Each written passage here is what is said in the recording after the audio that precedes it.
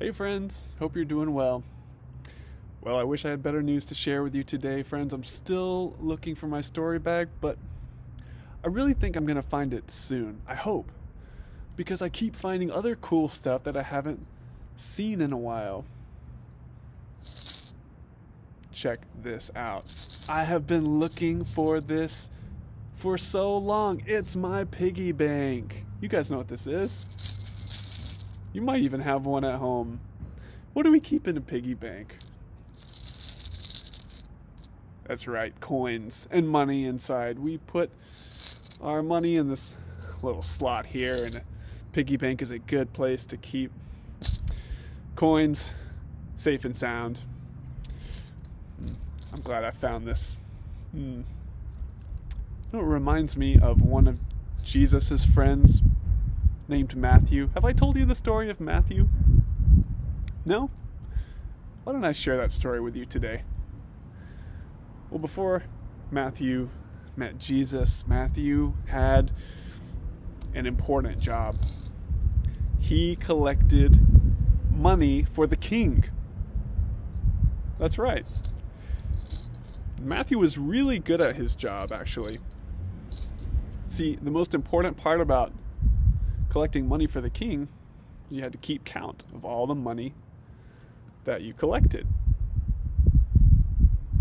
Counting can be pretty tough. I know some of you guys are working on math in school. It's not always easy, but Matthew was really good at it. He knew how to count each of the coins, 2, 3, as they came in to, I don't know if he had a piggy bank quite like this, but you get the idea.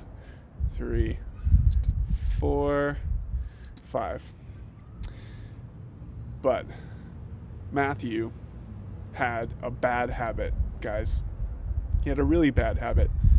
You see, Matthew would sometimes take some of the money that he was supposed to put in the piggy bank for the king, and he would put it in his pocket and keep it for himself.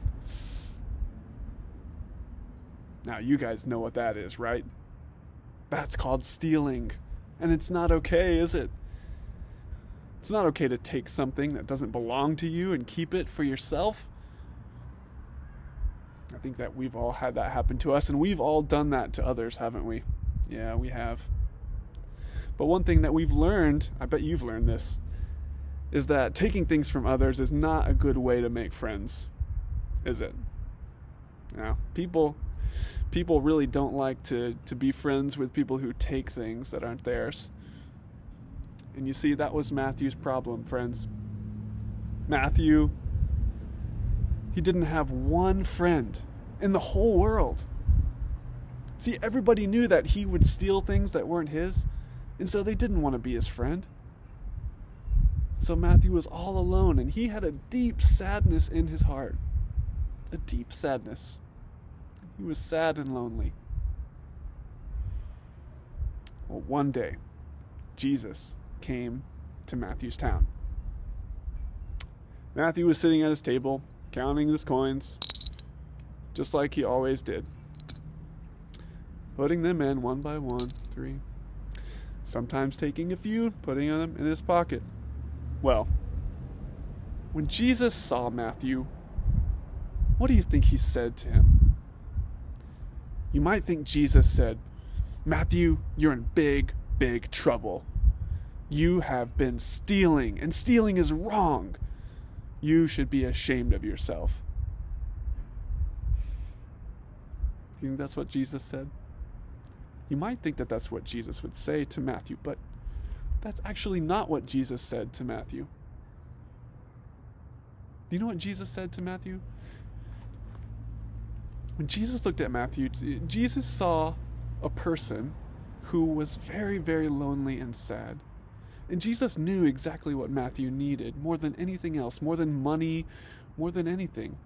Matthew needed a friend. And so Jesus said to Matthew the same thing that he had said to Simon Peter. He said, "Would you like to be my very good friend, Matthew? Would you like to be my special helper? Would you like to come and join me in all of my journeys and and listen to all my stories and get to know me and be my good friend. And you can get to know all of my other friends too who travel with me, and we can all love each other like family. What do you say?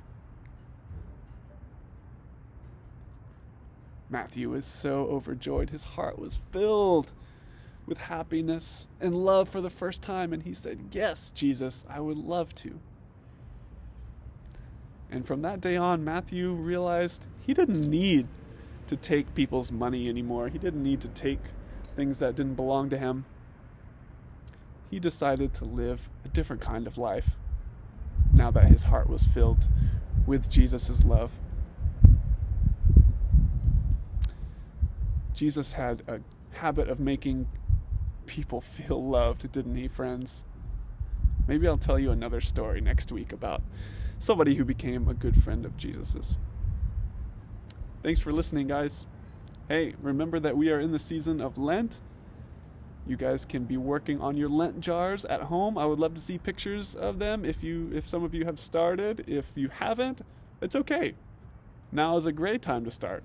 You can find all of the instructions for this project online on our website, stmarksaustin.org. So I hope you'll check that out. And I'll see you next week with a brand new story, friends. Goodbye.